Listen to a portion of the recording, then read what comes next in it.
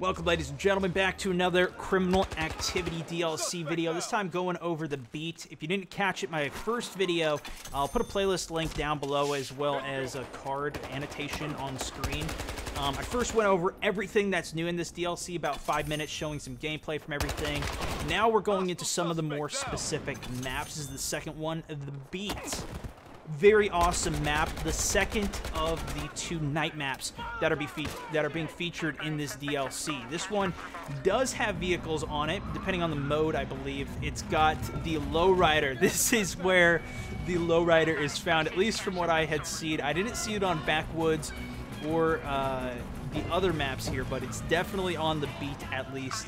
The lowrider will actually bounce with hydraulics as you hold the button to honk the horn, and you hear this jingle at the same time. It's pretty sick.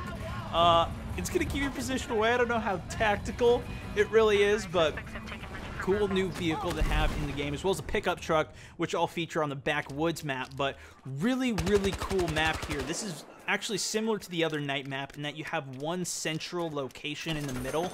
This is kind of like an apartment area, and it's got a bunch of different ladders that you can climb, or stairs rather, and you can go up to 3 different levels on this map, which makes it for very intricate close-range gameplay. You can catch people on the 2nd or 3rd floor of the apartment zone, and there's these little walkways, catwalks, that go between the different buildings that you can just blow out. If you have an RPG, a grenade, you can completely destroy it, but you can still jump over it, which is really cool. It also gives you some vantage points over the side of the map, but you can't get on top of the roofs to shoot out over all of the rest of the areas, so if you're on the outer perimeters of the map, you have a little bit more cover. There's a gas station you can blow up completely level, and then a couple other destructible things along the sides, which I like that they have a little bit more destruction in this one.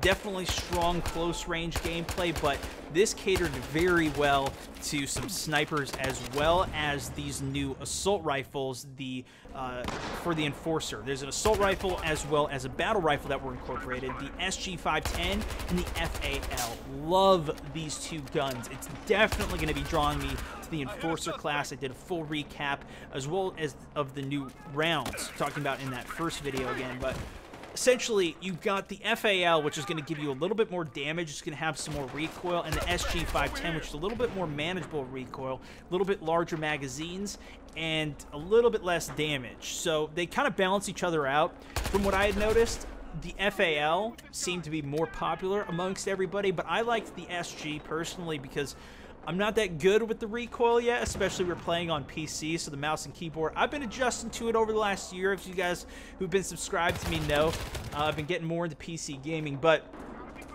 if you can control the recoil, the FAL is pretty damn awesome. You'll see some clips of me using that here.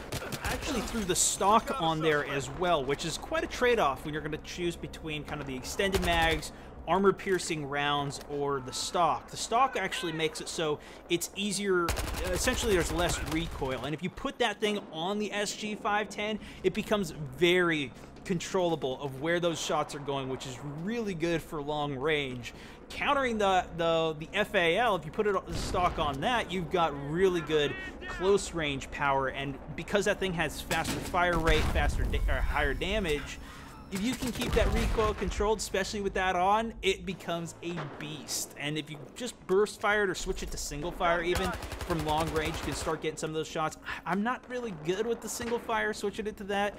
In general, once I start single firing stuff, I start messing around with my mouse too much, but both of those guns really awesome on all of this DLC, especially Backwoods. Backwoods great for sniping as well, but we'll get to that. Some more details about this map, though. Of course, it is the second night map. It didn't really get too dark, though, right? You're not completely out of vision, not able to spot people, which I actually don't really like. I'd rather not have to use the infrared, especially in this game. Maybe in Battlefield 4, that's a bit better since that is more military tactical type stuff.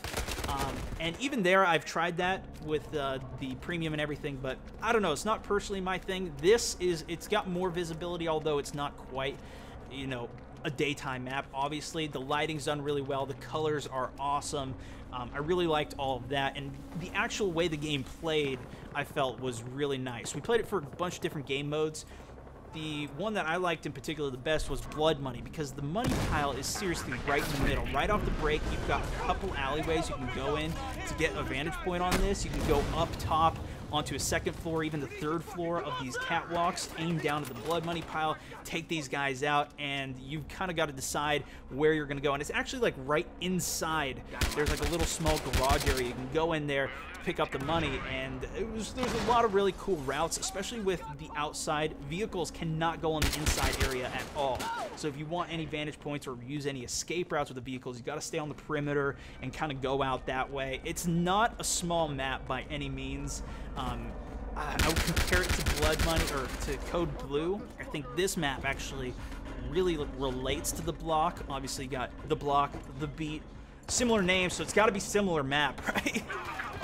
They're both kind of in these apartment areas. This one, I don't think it's quite as destructible as the block. It doesn't have quite as many narrow corridors that you have to go down, even though there are alleyways and things. There's a lot more routes you can go on, and I think this is going to be a really good one. Actually, all of the maps I've really enjoyed, but of course, I didn't have too much time to play on all of them, so I'm interested to get my hands on it more and see what you guys like about it. But we're going to go to the next video. If you guys enjoyed this one, don't forget to click a thumbs up, subscribe if you are new, and let's take a look at the Backwoods. Card annotation, top right-hand corner, you can click that, even if you're on mobile. And of course, as always, links in the description.